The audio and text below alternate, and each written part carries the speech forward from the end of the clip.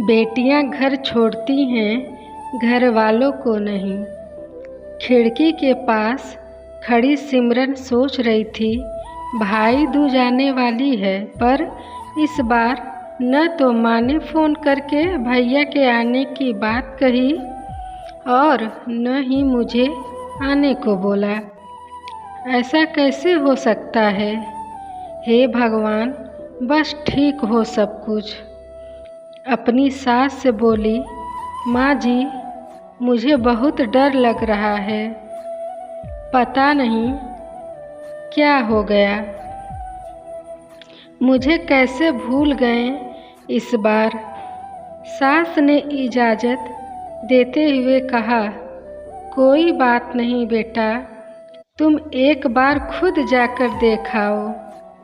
सास की आज्ञा मिलने भर की देर थी कि सिमरन अपने पति साथ मायके आ पहुंची, परंतु इस बार घर के अंदर कदम रखते ही उसे सब कुछ बदला सा महसूस हुआ।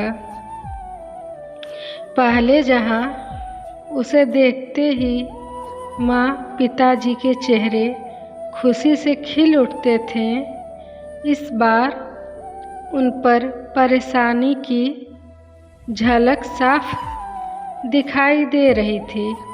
पहले भाभी उसे देखते ही दौड़ी चली आती और प्यार से गले लगा लेती थी,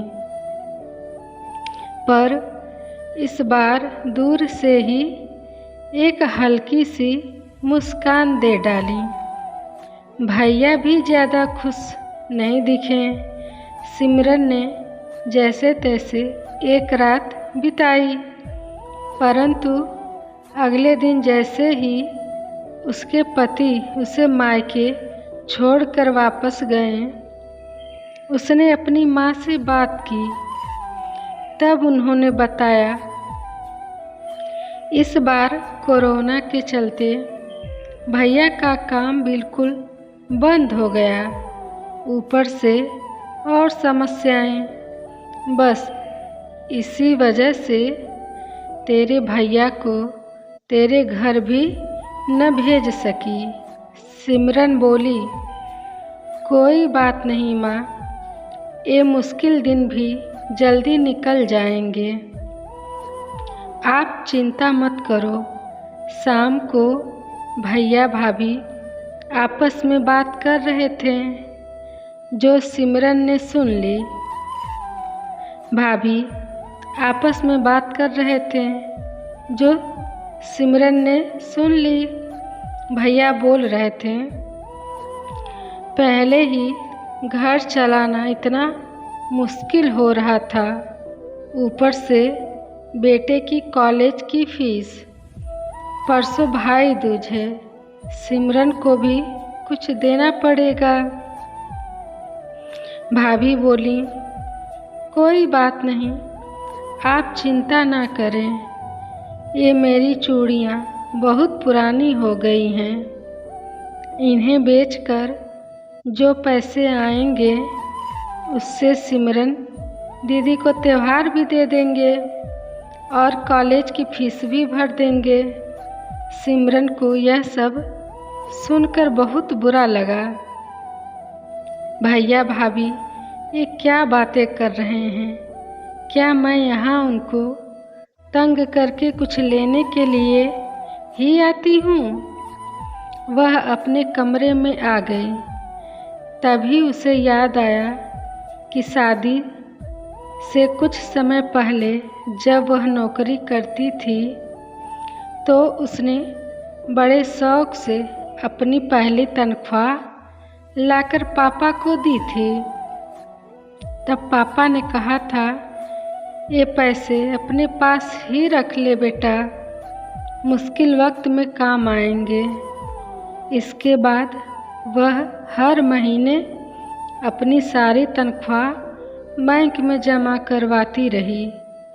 शादी के बाद जब भी मायके आई तो माँ ने उसे पैसे निकालने को कहा, पर सिमरन हर बार कह देती कि अभी मुझे ज़रूरत नहीं।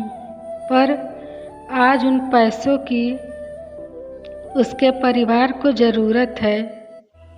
वह अगले दिन ही सुबह भतीजे को साथ लेकर बैंक गई और सारे पैसे निकलवा कर पहले भतीजे की कॉलेज की फीस जमा की और फिर घर का ज़रूरी सामान खरीद कर घर वापस आ गई।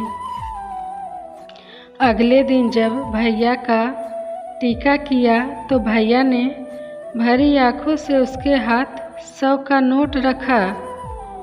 सिमरन मना करने लगी तो भैया बोले, ये तो शगुन है, पगली, मना मत करना।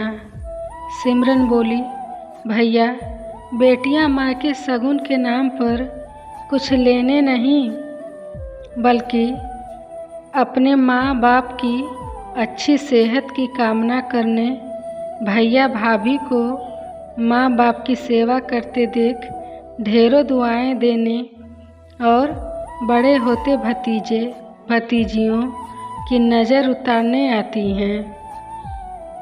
जितनी बार मायके की दहलीज पार करती हैं, ईश्वर से उस दहलीज की सलामती की दुआएं मांगती हैं।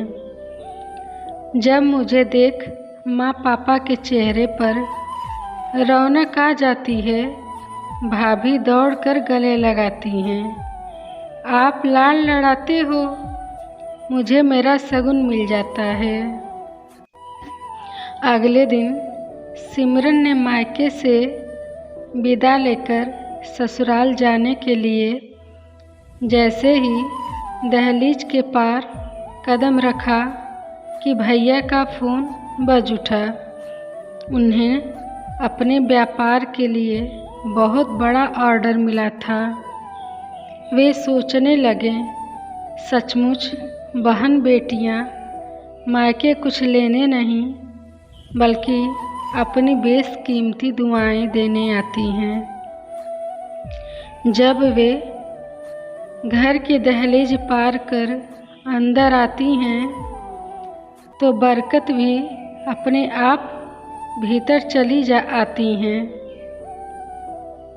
हर बहन बेटी के दिल की तमन्ना होती है कि उसका मायका हमेशा खुशहाल रहे और तरक्की करे। मायके की खुशहाली देख उसके अंदर एक अलग ही ताकत भर आती है, जिससे उसके अपने जीवन में पेश आने वाली मुश्किलों का वो डटकर सामना कर पाती हैं। भैया की आंखों से खुशी के आंसू बहने लगे।